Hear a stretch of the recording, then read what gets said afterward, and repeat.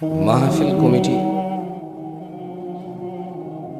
দিন প্রচার করে নাকি লোক ভিড় করে তা তার মাহফিল পরিচালনার সময় যেটা সে বেঁধে দেয় সে অনুযায়ী পরিচালনার উপর ভিত্তি করে আঁচ করা যায়। বাকি তারপর ভুল অনেক সময় ভুল শুদ্ধ হয়।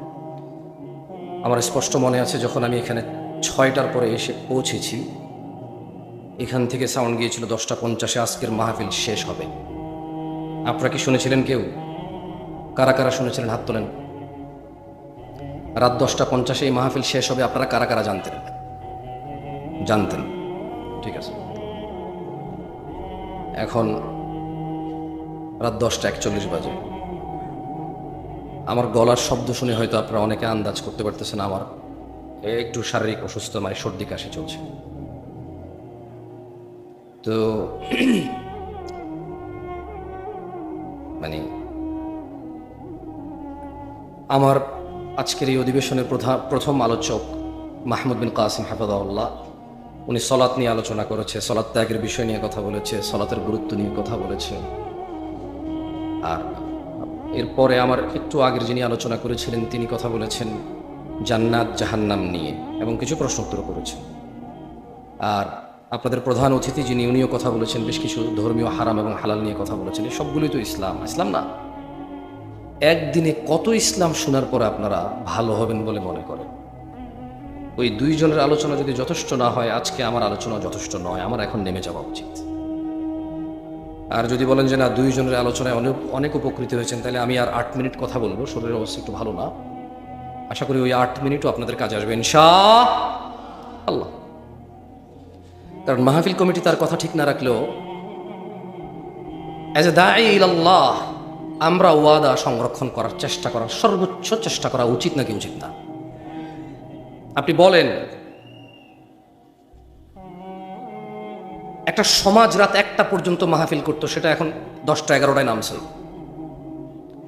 যতদিন পর্যন্ত এই সমাজের যারা পরিচালক, কোনো আয়োজনের আয়োজক যতদিন পর্যন্ত সত্যবাদী না হবে এবং সময়ের মূল্য নির্ধারণ না করবে, ততদিন পর্যন্ত এই সমাজে যত ওয়াজ করেন কিচ্ছু হবে না। যেদিন 1:30টায় খুতবা শেষ, মানে 1:30টায় খুতবা শেষ হবে, সেদিন অনেক মানুষ আর রুকু ধরতে হবে না, সে প্রথম রাকাত থেকে নামাজ পাবে। কারণ ওই ছেলে জানে কোনোদিন 35-এ খুতবা শেষ হয়, কোনোদিন 40-এ হয়, এজন্য সে 30-এ আসে না, কোনোদিন সে 25-এ এসে রুকু পায় না, কোনোদিন সে 30-এ এসে 50 পর্যন্ত অপেক্ষা করা লাগে, সে মসজিদে আসে না। সময়ের মূল্য জুমার খুতবার সময়সূচি থেকে নিয়ে নেন, এর অপকারিতা কতটুকু। আমি কোরআনুল কারীম থেকে 2-4টা আয়াত বলে আজকের বক্তব্য সমাপ্তি করব। আপনাদের বলে যাচ্ছি, আপনাদের মধ্যে যদি কেউ পারেন কোনোদিন আয়োজন করতে আর বলবেন কোন বক্তা কখন মাইকে উঠবে, কতক্ষণ তার মাইক, ওখানে আমার জন্য যে সময় নির্ধারণ করবেন, যদি আমি আসতে চাই, আপনারা যদি দাওয়াত দেন, কোনো কারণে যদি আমি রাজি হই, যে সময় আমাকে বেঁধে দিবেন, যে আল্লাহ যদি বাঁচায় রাখে, আল্লাহর তৌফিকে আপনি উপস্থিত থাকলে এই সময় আপনার জন্য মাইক আমরা প্রস্তুত রাখবো, আল্লাহর ইচ্ছায় আল্লাহর দয়া আপনি এই সময় পর্যন্ত কথা বলতে পারবেন। সেদিন ইনশাআল্লাহ যে সময় নির্ধারণ হবে আমার সাথে, যেটাতে আমি আর আপনি এগ্রি থাকবো, ওই দিন ইনশাআল্লাহ যতটুকু সময় নির্ধারণ চেষ্টা করবো, আমার তৌফিক ইল্লা বিল্লাহ, আল্লাহর দেওয়া তৌফিক অনুযায়ী আল্লাহর বিষয়ে কথা বলার ইনশাআল্লাহ। আজকে পারবো না, আজকে রাত 10টা 50-এ মাহফিল শেষ হবে ইনশাআল্লাহ। আউযু বিল্লাহি মিনাশ শাইতানির রাজীম। ওয়ালাউ আন্না আহলাল কুরা আমানু ওয়াত্তাকাউ লাফাতাহনা আলাইহিম বারাকাতিন মিনাস সামা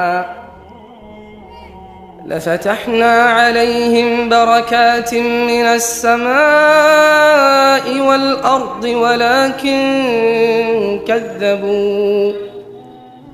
ولكن كذبوا فأخذناهم بما كانوا يكسبون.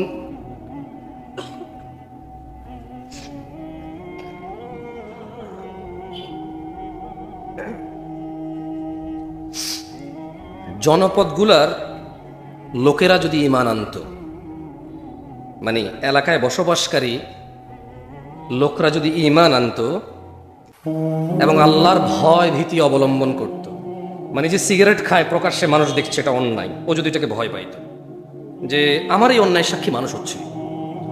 ওই যে দোকানে, অটোতে, রিক্সায়, কোনার দোকানে গান বাজনা গায়ে হলুদে চালাই দিছে, ওই যে চালাচ্ছে সে যদি ভয় পাইতো যে আমার এই অন্যায়ের সাক্ষী মানুষ হচ্ছে, ওই যে মেয়েটা বোরখা ছাড়া হাঁটছে, ও যদি ভয় পাইতো যে আমাকে সবাই দেখছে, আমার অন্যায় সবাই সাক্ষী হচ্ছে, ওই যে ছেলেটা জনসম্মুখে মেয়েটার দিকে এভাবে তাকিয়ে আজে বাজে কথা বলতেছে বন্ধু বন্ধু, ওর বন্ধু যেটা শুনছে, ওর বন্ধু যেটা সাক্ষী হচ্ছে, যদি ও এটাকে ভয় পাইতো, মানে আল্লাহর ভীতি অবলম্বন করতো, আল্লাহ বলছে যে লাফাতাহনা আলাইহিম বারাকাতিন মিনাস সামা, যদি জনবসতির লোকগুলা আল্লাহর ভীতি অবলম্বন করত, তাইলে আল্লাহ তাদের জন্য আসমান আর জমিনের কল্যাণ উন্মুক্ত করে দিত। আল্লাহ করবে না, আল্লাহ করেনি। আল্লাহ বলছে যদি এরা আল্লাহ ভীতি অবলম্বন করত গুনাহ করার সময়, যদি এরা ঘুমের সময় আল্লাহ ভীতি অবলম্বন করতো যে ফজরে যেতে হবে, ঘুমানো যাবে না, স্ত্রী সহবাসের পরে যদি এরা আল্লাহ ভীতি অবলম্বন করতো যে আজান হয়েছে, মানুষ দেখবে গোসল করতেছি, কি আসে যে আমি বিয়ে করছি, আমার বউ, আমি থাকবো, এটা সবাই জানে, এখন গোসলের লজ্জা কোথায়, গোসল করো ভাই, নামাজে যাও, ওখানে যদি আল্লাহ ভীতি করতো।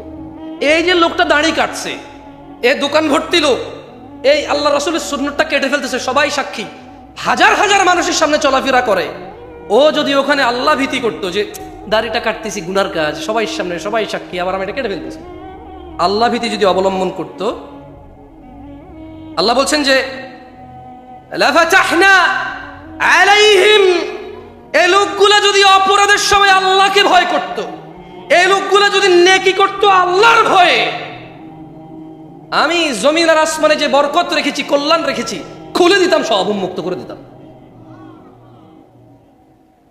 ওয়ালাকিন কাযযাবু ফাআখাযনাহুম বিমা কানু ইয়াকসিবুন,